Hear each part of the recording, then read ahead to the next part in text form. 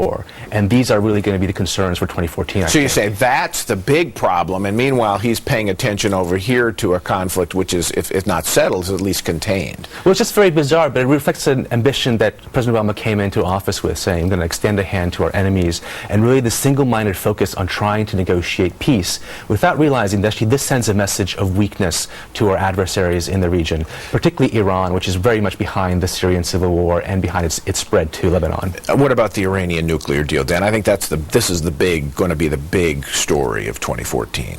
Well, I don't have much hope for the Iranian nuclear deal. I really don't. You mean for it getting done? For getting it done. For getting it done, as opposed to getting a bad deal done.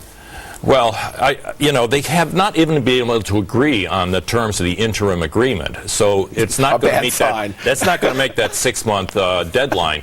But I think Obama would like to keep the focus on that, just to sort of distract attention, so that he doesn't have to deal with some of these other issues like Syria.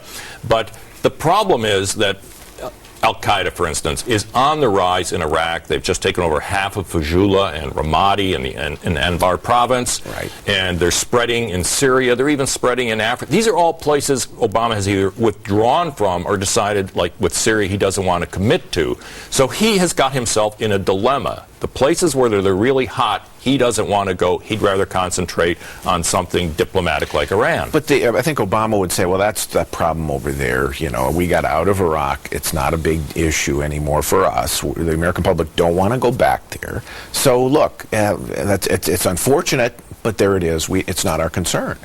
The problem always, Paul, is that if it blows up high enough, the United States inevitably gets drawn into these conflicts because we're the only one who can intervene. That's the danger. And if a terror enclave, Al-Qaeda enclave, develops in Anbar province in the west of Iraq, then they could stage operations from there all around the world, including us. Mary, what about other hotspots around the world? What are you worried about? Well, the idea that the President Obama is signaling weakness in the Middle East obviously is not contained there. Everyone around the world sees it.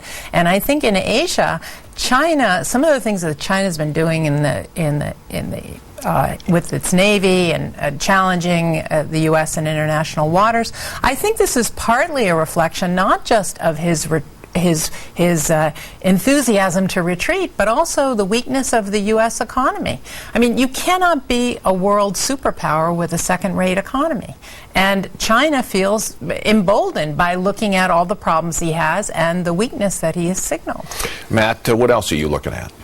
I think it would be a very interesting year in Russia. You have the Olympics coming up in Sochi. It's a very big test for Putin. There's been several terrorist attacks, but I think in general Putin has seemed strong because he's really cracked down on the opposition, but he's got a weakening economy. He's also trying to reassert himself in his neighborhood.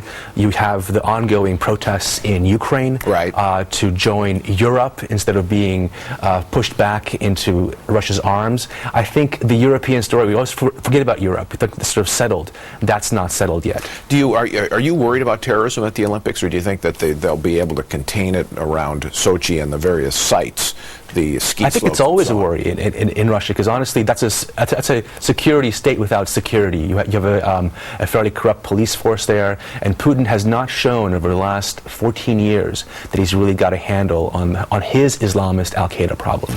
I'm looking a little bit at Africa, Paul, and that is because there's a lot of significant fighting going on in Africa. The Central African Republic has produced 800,000 refugees. There's fighting going on in Congo. Bad as that is, the issue is these are breeding grounds for Islamic fundamentalism and Al-Qaeda. They are down there recruiting people into the movement.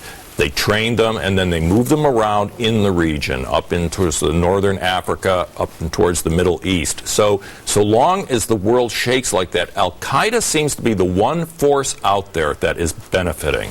The real problem, it seems to me, all over the world is that the president has, as I said, signaled his weakness, but the world knows also that the American people are not behind any kind of intervention that he would lead, because he hasn't convinced them. He hasn't worked at all in talking about our interests in the rest of the world.